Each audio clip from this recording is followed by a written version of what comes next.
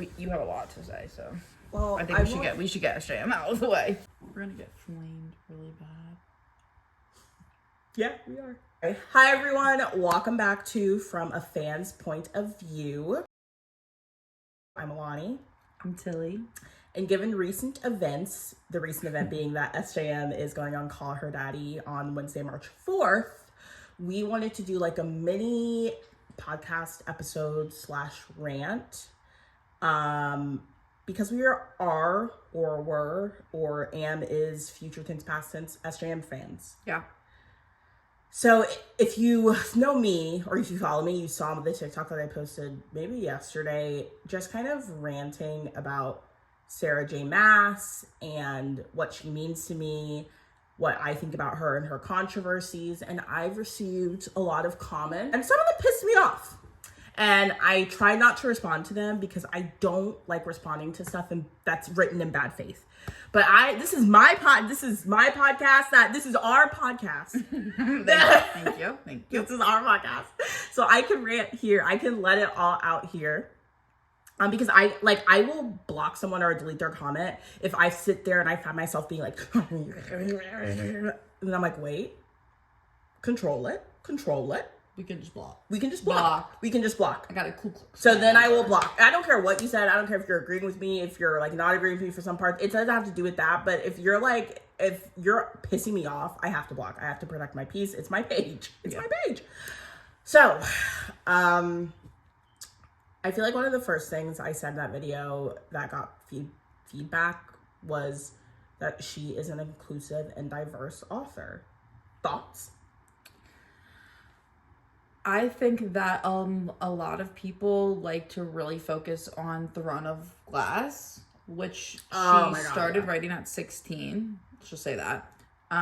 And if you look at Crescent City, her most recent series, or I should say, it's her most recent series and also her most recent published book. Publicated, made up a word. And I think that there are many people of color in that book. And also there are in ACOTAR, for starters. And also in Throne of Glass. Let's just, I'm not talking about how she treated them or wrote them. I'm just saying, let's just start with the fact that there are people of color in every series. Yeah, let's just say point blank period. Yeah. There are people of color. There are disabled people. Mm-hmm. There are LGBTQ plus people. Negative points for how she treated Kale or whatever his name is, but that's so interesting that you say that because disabled wise, at least 2 people that are disabled have been in my comments saying that they love how she wrote Kale. Really? And they feel really seen by his journey. Doesn't he get cured at the end? No, he doesn't get cured. He has magic that will help him. Yeah. But then he always defaults back to what happened. He doesn't get, I guess, are you talking about that he can not that his condition gets better, a little bit better, right? Or no? I've read it so long ago now. I guess it depends on what you mean as cured. Something happens to him and he loses the ability to walk. Yeah. And through therapy, he regains most of that ability back. Okay. But he still uses a cane, I think. Yes. Okay. And I think from what people have said, that's a lot of people's disability journey is that when people look at disability, they either see it you can't walk. Right. Or you're completely deaf. It's black or white. Yeah. And I think with Kale is that it wasn't.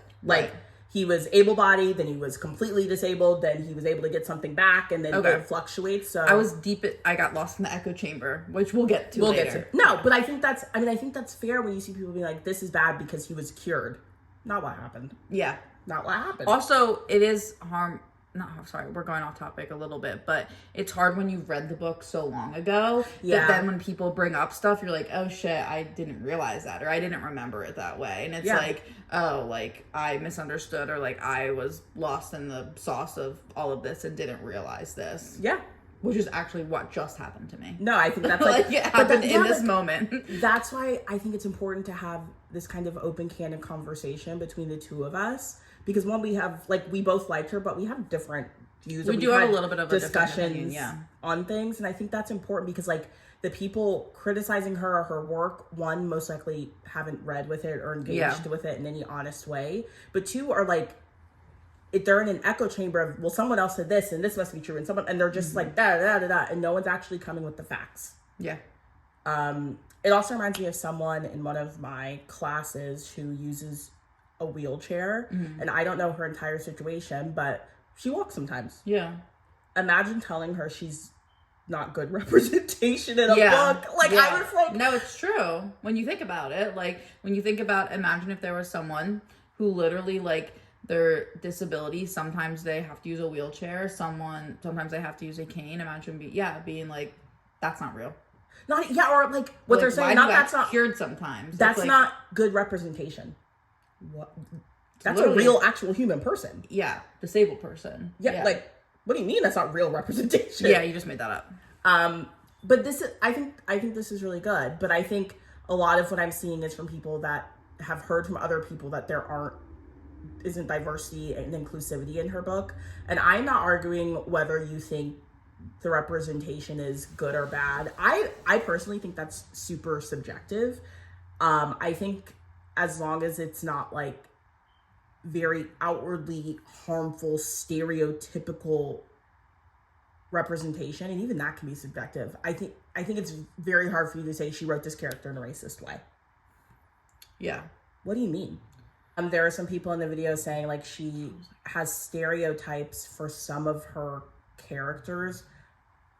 No idea what they're talking about. I feel like maybe they're talking about the Bat Boys maybe being loosely based off of Middle East, and how in some of the society it's very oppressive to women. Like what are they called? Illyrians are very oppressive to women, but like Reese's mom's side of the family wasn't. Yeah.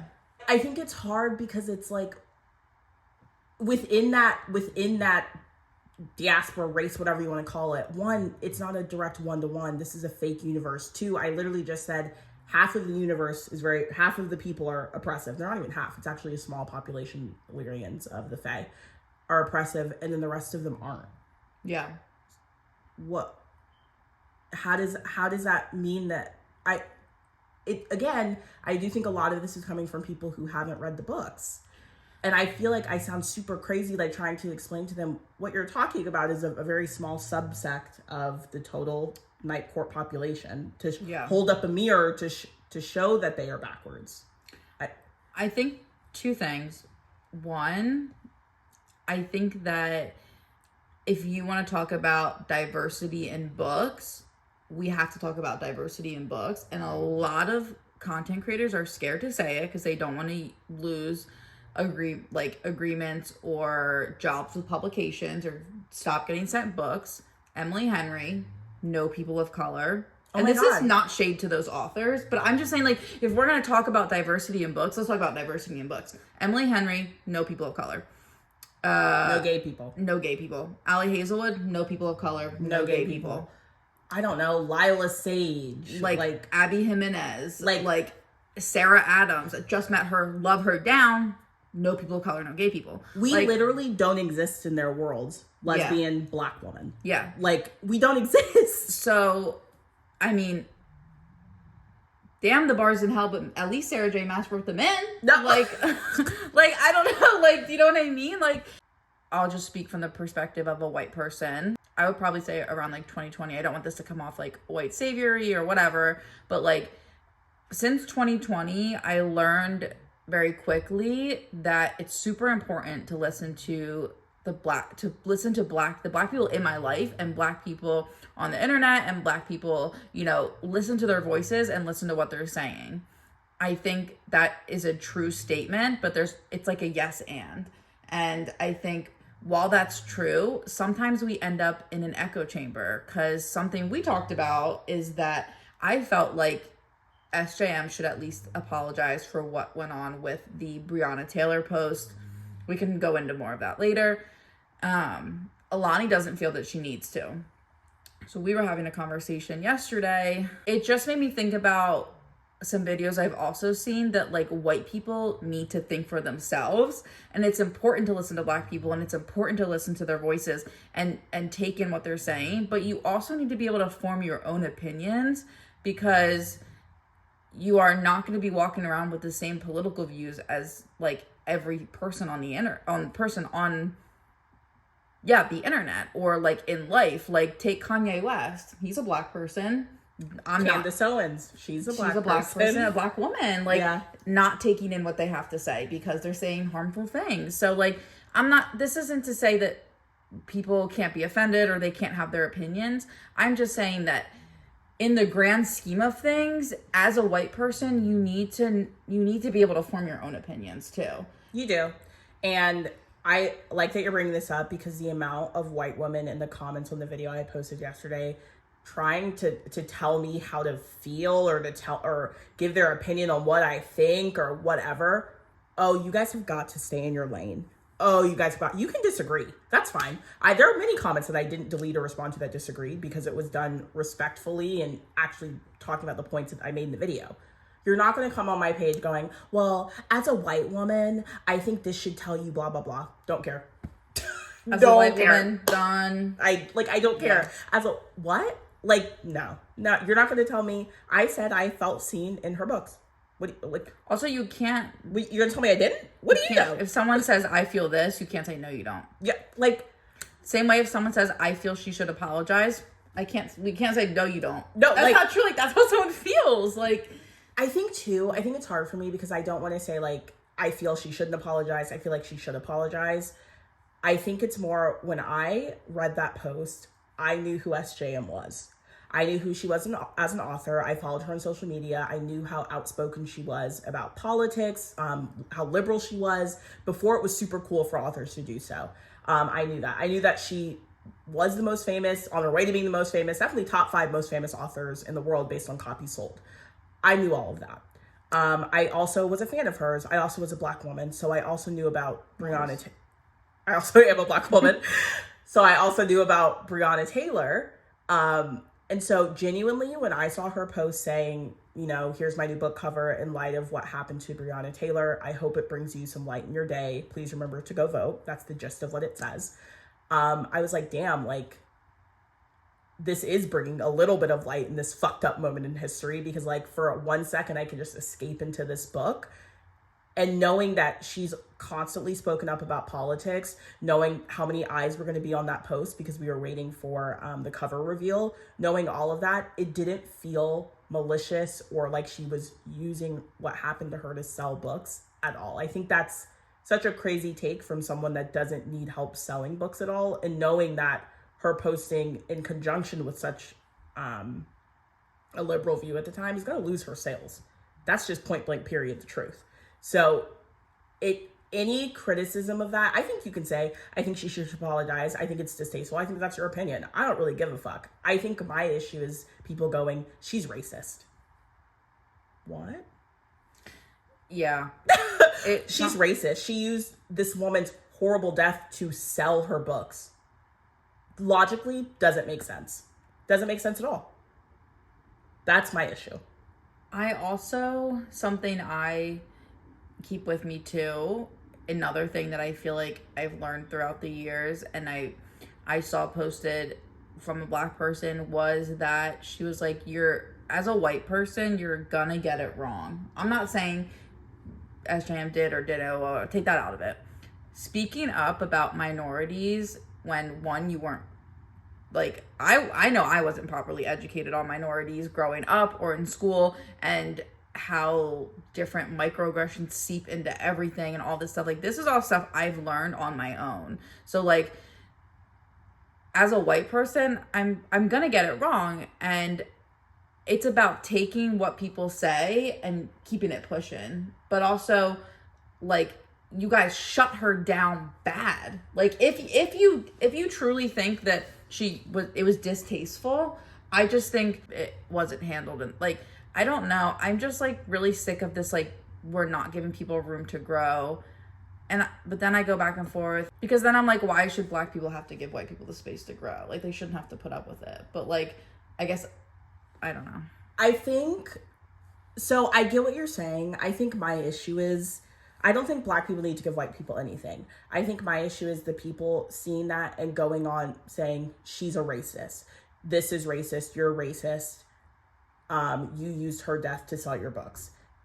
Saying those things as if they're fact is where I have a problem. Yeah. If you want to go into her comments and say, I think this is distasteful, she should say an apology. If you want to post a video about that, I mean, I don't necessarily agree, but that's not like my issue. I don't think that's necessarily harmful or just harmful. That's not like the big issue with all of it, I feel like. I think the big issue is that people were in that woman's comments calling her every other name but a child of God. Like, like, I'm serious. They were and I think as someone who was so outspoken, who has written who was obviously just so like liberal, diverse, and inclusive in her books, to have all of that coming at you is really, really insane.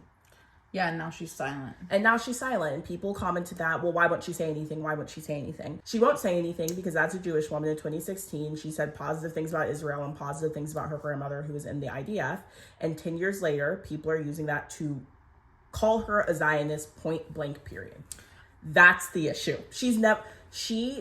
If it were you, I just don't. You guys hold her to a higher standard than you hold yourselves. Yes. And that's what really bothers me too, is because like a lot of white people are saying this, that, and the other, when it's like, I know you fucked up, because a lot of white people have fucked up. Yeah. Like, and I wouldn't say there's probably not a white person on this planet who hasn't fucked up one way or the other, or been unintentionally racist, or has made a microaggression, has said something and been like, that wasn't like the way I should have said it. Whatever it is, like that's like, you've fucked up, or like you've been like, maybe you're Jewish and you also went on like your birthright trip. Thank you. Yeah. Like, and thought Israel was a beautiful place. Like, you guys are holding her to a higher standard than you even hold yourselves, because you give yourselves grace for learning, but you're not giving her grace or even like the possibility to find out if she's grown from that, because she hasn't said anything else about it. So it's like, to me, I'm gonna assume that unless she's like freaking David Schwimmer and she's out here like pro-Israel as hell, then like I'm gonna assume that like she doesn't hold that belief anymore, or that there was a time where she was in a bubble and was like, Israel is beautiful, and it turns out Israel's doing harmful things. So it's so confusing too, because prior to 2023, a lot of the white people in my comments didn't know anything about Israel or Palestine. No. I don't think they could point out Israel or Palestine on a map. Don't think they know Palestine existed. The only reason I knew, I was in an art program and my liberal professor talked about Palestine and the way it was getting destroyed. But that's the only reason I know. Like, that's what I'm saying. So I'm like, and it really is unfortunate. It's horrible. But I think as a Jewish person, I've seen a lot of them say, you are inundated with a lot of propaganda, a lot of Israeli propaganda. Yeah. So to me, based on everything she's put forth on her social media and her books, I would assume that she doesn't hold those views. But who cares what I assume? Who cares what you assume? My issue is people coming into my comments, people posting videos going, she is a Zionist. This is why. That's crazy. To me, that is very, very, very dangerous. You can have issues with it. You can say, why won't she speak up, whatever. But to unequivocally come up and say someone is a Zionist, someone is a racist, when you have all the information in front of you that points to that not being true, is crazy and damaging. And to me, would lead to someone not speaking out ever again. Why would she? Why would she say anything? She's very outspoken, very liberal. And it blew up in her face. Yeah. Why would you ever say anything again? Especially knowing from the studies that have been done from someone like Taylor Swift, it's not that speaking out does more than let people know your views. She can donate. She can volunteer. She can do so much more to further these causes than post an infographic on Instagram. Yeah, it honestly does come down a little bit to the Taylor Swift of it all, because it's like Taylor Swift, while on tour, donated to all these like food banks and did all this amazing stuff. And it's like, you're damned if you do, you're damned if you don't, because if you do it, which people want you to do, then it's performative, it's PR. You're getting targeted by the president. Exactly. It's all this bullshit. You don't do it, it's why didn't Taylor Swift donate to food banks? Why didn't she donate more money? Why didn't she do this? Why didn't she do that? So it's like, SJM is damned if she does, damned if she doesn't. Because if she speaks up now it's, why'd you wait so long to speak up? Yep. And it's not, well, at least she's finally speaking up. Like, I don't know. I just think a lot of you guys, if what you were doing in 2016 got put on blast, a lot of you guys would be scared. No. I'd be scared. Like, in 2016, I was 16. Yeah. No, I didn't know shit about shit. They'd be like, what I mean? Like, and I just, like, refuse to live in a world where we can't grow and we can't change and we can't educate each other. And I'm not saying that that's on, like, who's supposed to be educating who, but, like, I want my friendships and my relationships. I want to be in a world where I can be called into something and corrected and take that gracefully and change and not get attacked. Mm-hmm. I also want to be in a world where context matters. Yeah. You are my best friend. Like, I feel like I know you deeply. So if you were ever to slip up on anything, imagine if I threw that context out of the window and immediately assumed that you were doing malicious harm. Yeah. I'd be really upset. And I'd be like, don't you know me? Yeah, like, exactly. Like I'm not sure where we lost in this social climate the benefit of the doubt, but it's gone. It's also like, who can be the most perfect? It is. Yeah. Why? I don't know. It's like, who's the holiest and who's the best and who hasn't ever made a fucking mistake and who hasn't ever fucked up. And that's not to say any of those mistakes didn't cause harm. It's not to say any of those mistakes didn't, like, but it's about apologizing, doing the work, and move, and like, keep going, keep growing, and keep learning, because you only know what you know. You do. And it's like, you guys demand so much from authors, celebrities. Mm-hmm. They one step out of place, something, anything that can be misconstrued.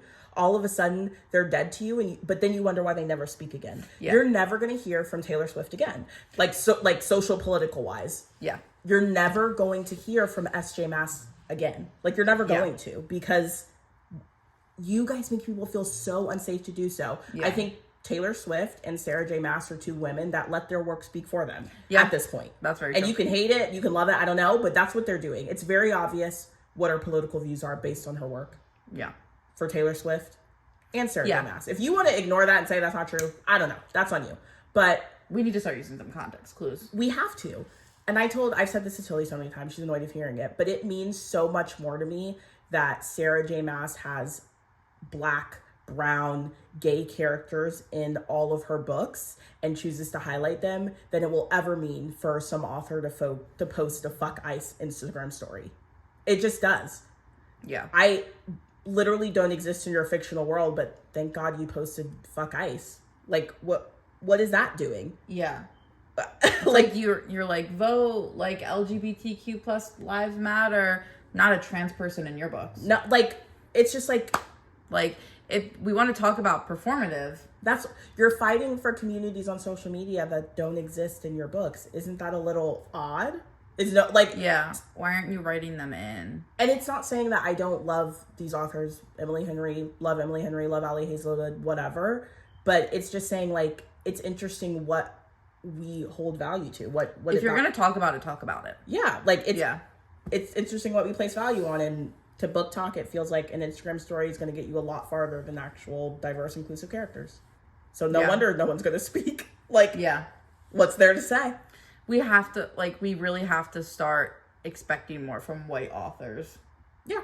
Like, and at least Sarah J. Maas has them in her books. And I get the sense, and I'm a white woman, so maybe it doesn't matter, but I get the sense that her intent is to handle them with care. I get that intent too.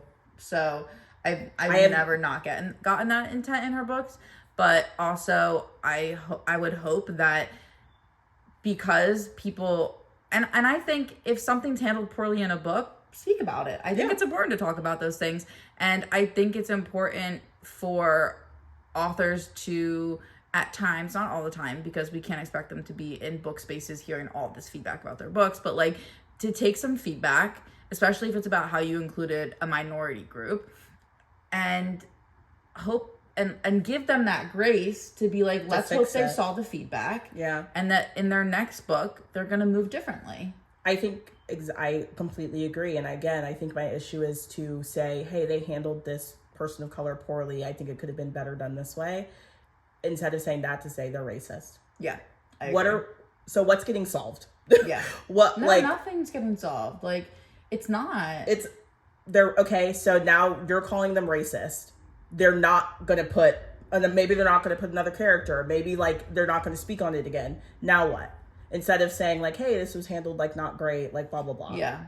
And again, I think what people don't understand is like your opinion is an opinion and it's not a fact.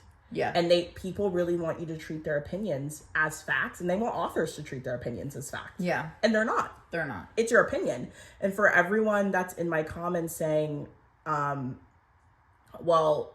you know, people don't agree with you or whatever, Black people, whatever, Black people, gay people are not a monolith. There are many Black women in my comments agreeing with me, just like there, I'm sure, are many Black women posting videos not agreeing with me, tearing me apart. One person doesn't speak for the whole community. One person doesn't speak for the whole community. Which is why white people need to develop their own opinions as well. Like, it's just... I'm hearing from my best friend Alahni, who says that she sees scene in these books. She appreciates the books. And I'm also hearing Black women who say that they feel like she used Breonna Taylor's death to promote her book. So I'm intaking information from both sides, and I need to form my own opinion. I can't just listen to every Black woman because they all have different... Like, you can't just, like, walk around and just agree. Like I don't know. Does that make any sense? It does. And imagine if you took the other side's opinion and then, like, were policing me like some of these women are doing in my comments. Right. That's crazy. And also, can you guys have meaningful, like, intellectual conversations with your friends? Because I truly, I feel like I'm kind of on the border a little bit, but more so leaning towards she doesn't need to. But, like, I've heard a lot of people of color, specifically Black women, talk about her using Breonna Taylor's death and wanting an apology. You need to have important conversations with your friends, because I was of the belief, and still am in some like, I feel like I fall a little bit more in the middle than Alahni does. But, like, we had, like, an hour-long conversation about whether or not, like, and also who the fuck cares about our opinion, but, like, whether or not we feel she owes an apology. And, like, I think those conversations are important because they, like... Well, a lot of these people don't have friends. That's the conclusion I can draw is that these people aren't talking to anybody. Because they're in my comments saying crazy stuff. Also...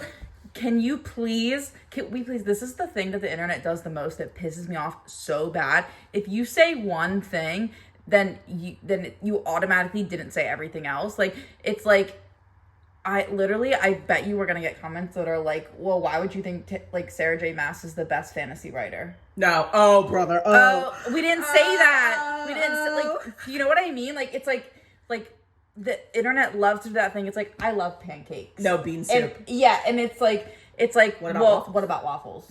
No, someone said, like, I really hope you're able to branch out apart from SJM and, like, discover other whatever. And I said, what? I said, what do you think this video is about? I'm talking about SJM because this video is about her. That doesn't mean I've never read another fantasy book. Who said that? No one said that. Please don't be like, crazy. Why do you think she writes people of color the best? No one said that. No one said that. No one said that. No one said that. Oh, they're gonna go crazy. No, they're gonna lose some followers from this one. No, I'm like, and that's fine. That's the thing is, like, I think there's the door. That's probably why I've never been super successful on Book Talk, or I've never really truly felt like I fit in this community, because I don't think I am super, like, performative with all this stuff. Like, I talk about books that I don't like, but there are some people that's only engagement is being, like, talking about problematic authors or problematic things happening, and it's like their only videos are just giving their opinions on that kind of stuff. Yeah. And it's like, it's just not my vibe. Like, you're talking about it because it gives you views. Yeah. It feels icky and weird to me. Hold a real conversation. Yeah. We have to. No, yeah. I did have someone in my comments say, because you guys can't do this either.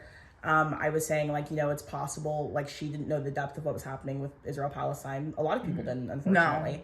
And she said, well, I did. So she had to. Okay.